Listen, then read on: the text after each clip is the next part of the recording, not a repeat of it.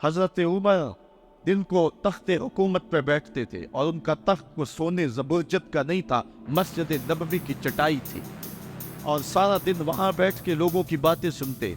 और जब रात के अंधेरे गहरे होते उमर भेष बदल के मदीने की गलियों का गश्त करते।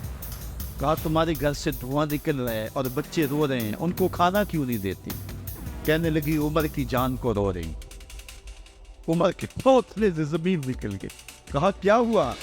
कहा 3 दिन से हमारे यहाँ खाने के लिए कुछ नहीं है, रोज़ाना बच्चे रोते हैं और मैं हंडिया के अंदर पत्थर डाल करके नीचे से आग डालती रहती हूँ कि बच्चे इंतज़ार कर करके सो जाएंगे, कब वक्त सो भी नहीं रहे और वो पत्थर पकेंगे भी क्या, और मैं उमर की जान को रो रही। हज़रत उमर का कलेजा दहलने लगा। फ़ौरन पलटे वापस बैतुल माल में आए, घी का एक कनस्तर लिया, आटे की बोरी ली, मिर्च मसाला जाक बहुत कुछ उठाया, अपने कंधे पे रखा, बोरी अपनी कमर पे लादी। उमर बैतुल माल से निकले तो आपके खादम असलम ने देख लिया, आगे बढ़ा, कहा मेरे आका मैं उठाता हूँ। उमर की आंखों में आंसू है। कहा असलम क़यामत के दिन मेरा बोझ उठा लोगे?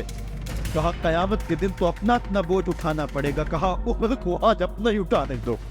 हज़रत उमर वो घी का कनस्तर और वो आटे की बोरी सर पे उठाए हैं और उस खातून के घर जाते और दस्तक देते हैं। वो जब देखते उसकी जान में जान आ जाती है। कहा जल्दी जल्दी आटा गूंदो, और उमर सब्जी काटने लग जाते हैं। हज़रत उमर रज़ी अल्लाह ताला अन्हु सब्जी तैयार कर देते, उधर आटा गुद जाता है और फिर ऊपर चूल्हा रखा जाता है, चूल्हे के अंदर आग रखी जाती है, वो खाना पकाने लगती है, आग बुझती है। तारीख ने लिखा है आग बुझने लगती है, उमर झुक करके फूंके मारता है, उमर झुक झुक के फूंके मारता है। खाना पक गया और बच्चों के सामने खाना रख दिया, बच्चे खा रहे हैं। अब बच्चे रो रो के निडाल हो चुके थे। हज़रत उमर अपने हाथों को और अपने घुटनों को और अपने पाँव को ज़मीन पे लगा के, जिस तरह बकरी का बच्चा चलता है वेड़े के अंदर, कभी इधर चलते हैं कभी इधर चलते हैं, ताकि बच्चे मुझे देख के खुश हों और दिल में कहते हैं उमर जितना रुलाया है अब इतना हंसाना भी पड़ेगा। तो कभी उमर अमीर अल मोमिनीन, ये मैं किसी आज के जो है वो लोगों के वोटों पे मुंतखब होने वाले हुक्मरान की कहानी नहीं सुना रहा, मैं उस उमर की कहानी सुना रहा हूँ जो 23 लाख मुरब्बा मील का हुक्मरान है, आधी दुनिया का बादशाह है। हज़रत उमर जो है जिस तरह बकरी का बच्चा चलता है, इस तरह अपने हाथ और अपने घुटने ज़मीन पर टेक करके जो है वो इस तरह चलते हैं। बच्चे उमर को देख के मुस्कराते हैं। जब बच्चे मुस्कराने लगे तो हज़रत उमर ने उस खातून से कहा गुड़िया उमर को माफ़ कर दे। उसने कहा तू इतनी हमदर्दी क्यों करता है?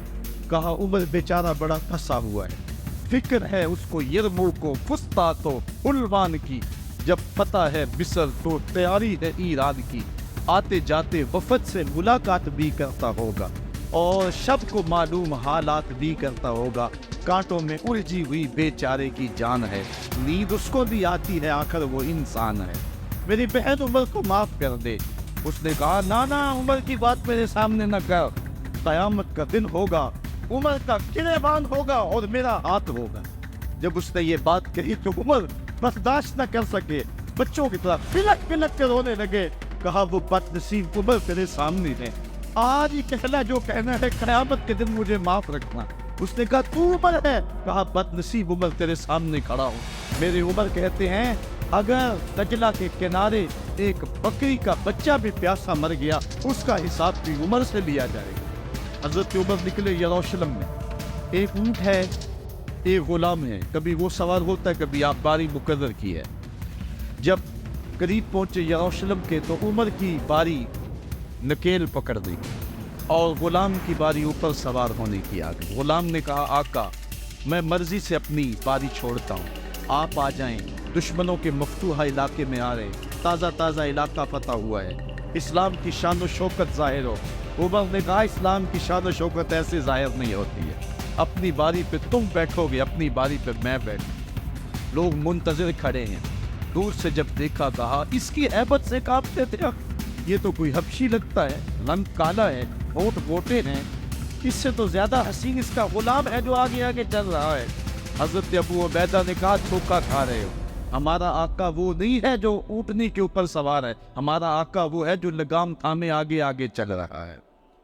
حضرت عمر رضی اللہ تعالیٰ عنہ کو آگے بڑھ کے جابیہ کے مقام پہ حضرت ابو عبیدہ بن جراح نے استقبال کیا، تو حضرت عمر آگے بڑھے اور انہوں نے آگے بڑھ کر کے حضرت ابو عبیدہ کے دونوں کندھوں پہ ہاتھ رکھا، اور سنو حضرت عمر نے کیا کہا لا الہ الا اللہ انا کنا اذل قوم فاعزنا اللہ بالاسلام۔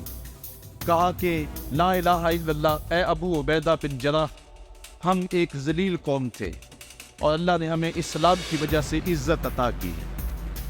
اور میں تمہیں ایک تاریخ ساز بات کہنے لگا ہوں، اور وہ یہ ہے کہ جب تک ہم اس عزت والے اسلام کے دامن کو تھامے رہیں گے ہماری عزت قائم رہے گی، اور جب اسلام کے علاوہ کسی اور جگہ سے عزت ڈھونڈیں گے تو رسوا کر کے رکھ دیے جائیں۔ یہ ہے وہ خلاصہ جو حضرت عمر نے امتوں کے عروج و زوال کا بیان کیا ہے۔